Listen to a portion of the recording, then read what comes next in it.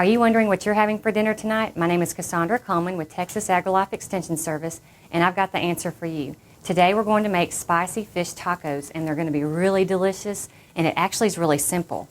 So I've got my skillet on. I'm going to turn it down a little bit so I don't have the oil too hot, but you do want it hot so the skillet's on. So you want to do that with your stovetop.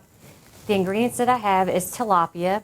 Tilapia is real mild in flavor, so you want to be real careful and not over-season it. I've actually made that mistake and ruined my meal, so it doesn't take a whole lot for it because it is mild in flavor.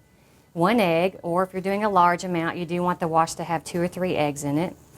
A teaspoon of salt, a half a cup of oil, and if you're using a larger skillet, you want to make sure that it covers the entire skillet so that way you can fry your fish, and this is olive oil, which is really good for you. Okay, cayenne pepper. A tablespoon and a half of cayenne pepper. And on the cayenne pepper, you want to make sure, myself and my family, we make this really, really hot. We like to have that flavor in there. If you don't like hot and you're like my mother and you like the mild, you can even do a half a teaspoon of cayenne pepper, so be real careful with that. But again, for this recipe, we're using a tablespoon and a half. And then a tablespoon of pepper. And then these are actually cracker crumbs, and I used wheat crackers. And if you've got a toddler at home or a child at home, you could put them in a bag and have them mash them up, and that will occupy them, which is a good thing when you're trying to prepare a meal, and I know that from experience. So they can crumble them up, have fun, and meanwhile they're also helping you prepare the meal, so they'll take a little ownership in it and maybe want to eat it. A half a cup of flour, and this is just regular flour. A teaspoon of cilantro. Again, if you like a lot of cilantro, you can make it a tablespoon, so it's whatever you want to do. And then these right here on the side are condiments. For example, I just put some together. You can add more to it. You could put lettuce with it. I've got onion, spinach, tomato, and cheese. You can use any type of cheese you want or any toppings. I just like to add that for color, flavor, and it also makes it more nutritious. So once you have all your toppings, that's something that you could choose on what you want to put on there. You want to put your dry ingredients in a container. So I'm going to put the breadcrumbs in here. Again, it really is helpful if you have a little one helping you out, or even a teenager. They can take ownership in what they're doing. We'll put the pepper. Now we're going to put the flour. Okay, we're going to put the cayenne pepper, my favorite. I like it hot. We're going to put the salt. If you're on a salt-free diet, you could try to cut out the salt and use a salt substitute if you would like. And then the cilantro. What I like about the cilantro is it adds some flavor to it, but it also gives it some color, so it makes it really pretty to look at. And for those of you out there that said fish tacos, yuck, please try this, because I think once you try it, you're really going to like it. A friend of mine's husband named Michael said, you need to do fish tacos. So that put that bee in my bonnet, and I thought, well, I'm going to make them. Well, when I would tell people what I was doing, they would wrinkle up their nose. So try this, and then we'll see if you wrinkle your nose. You'll be excited about it. So now I'm taking the tilapia, and I'm going to put it in the egg wash. Tilapia is really, really good for you. It's nice and healthy to eat. Okay, while I'm letting that sit there, I'm going to go ahead and place my oil in my... You want to be careful and not put it in there too early, because if it gets too hot, it can splatter and it can make a mess. I'm going to turn that temperature a little bit up. And you want to coat this really, really well. I like to have a lot of breading on it. Gives it a good flavor. And I'm just going to set that one aside while that oil's warming up and do another one. And again, these are filets, and they come in a package of 6, and they're individualized. What's nice is you slice that fillet in half lengthwise, and then what you'll do is you'll have actually 2 tacos out of 1 fillet. And the advantage is there's 6 fillets, but you can actually make 12 tacos with it, so it's very cost efficient. I'm just going to put this breading on there. And you can use bread, if you don't have a little one at home or you don't have time to mash up the wheat crackers, you can actually use breadcrumbs. You can use cornmeal if you want. You could be as creative as you want. All right, so I've got these 2 ready, and you can see that green on there. It's really pretty. Tilapia is mild in flavor, so keep that in mind whenever you're using seasoning. And that's what you want to hear. You want to hear that little bit of sizzle in that olive oil. Okay. I'm going to turn it up just another notch. And what I'm going to do at this point, because I really want to practice good food safety, is I'm going to go wash my hands so that way I don't have to handle the food with this fish and breading on my hands and raw egg. So I shall return. So as you can hear that sizzle. Now, one of the tricks to whenever you're preparing something in an oil and you're frying it is you don't want to keep turning it. It's kind of like what people tell you about hamburgers. If you turn hamburgers, you can ruin the flavor. So what you want to do is you want to just let it sit there till it starts to brown. Once it's brown, it gets solid, and then that way you can turn it over and you won't lose a lot of breading. And a problem with losing a lot of breading is it will congest your oil, and you'll have to make sure that you use fresh oil too. But I wish you could smell this because it smells fantastic. And fish tacos are good for you, and they're delicious too. You just want to make sure that you complete that. You put the whole amount of oil in the skillet so it covers the bottom of it. So as you can see, it's starting to brown a little bit. You can see that cilantro in there. It gives it a little bit of color.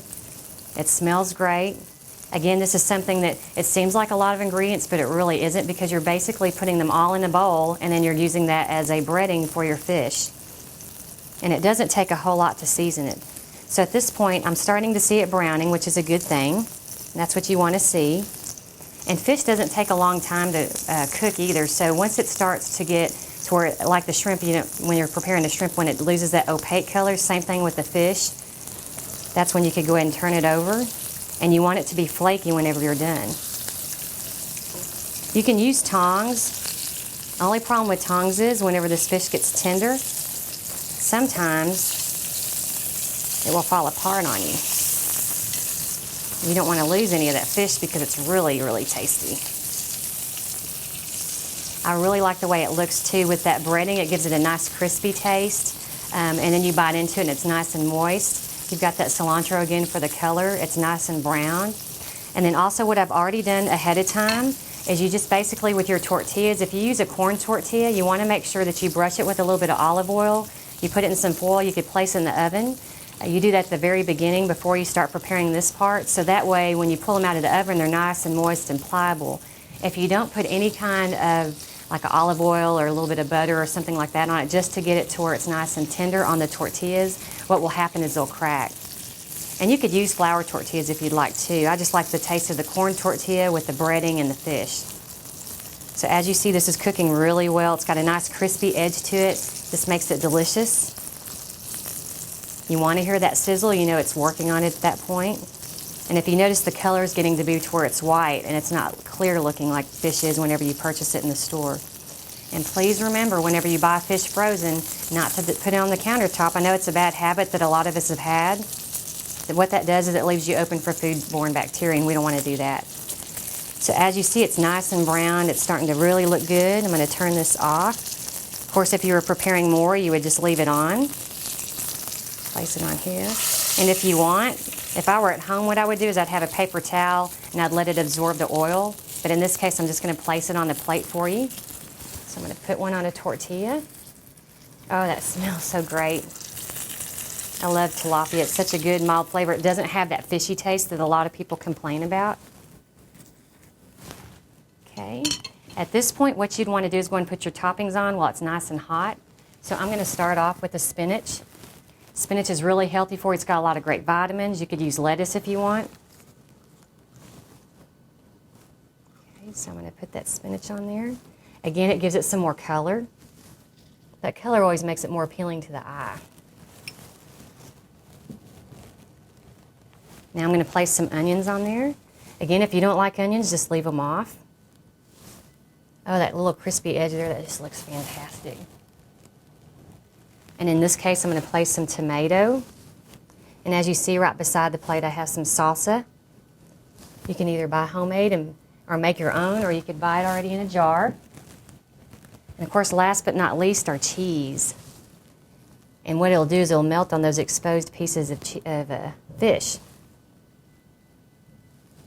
And there you have it. I've plated it for you. I wish you could be here to enjoy it with me. It's delicious. It's nutritious. It's something really great tasting. And I hope what you do is whenever you try this, that you do experiment with it, and you can modify it. You can make it hotter if you'd like to. At my house, we do add more cayenne pepper. Or if you like it mild, you could just leave it with less pepper on it. So to complete this meal, what I've done, as you see, is I've got whole grain rice on here. I've added some onion on top of it. You could put some peppers on the side for color. You've got your salsa. You could do a salad with it or bean soup. You can be as creative as you want. This is a really, really inexpensive meal to bake or make for your family. It's like $1.50 per serving for 4 and $1.60 per serving for 6. So it's very inexpensive. It looks nice and exotic. You have a great Mexican meal. So please remember, next time you have questions or you need recipes or some nutritional information, to contact the Texas AgriLife Extension Service because we'll be glad to help you. Thank you and have a great day.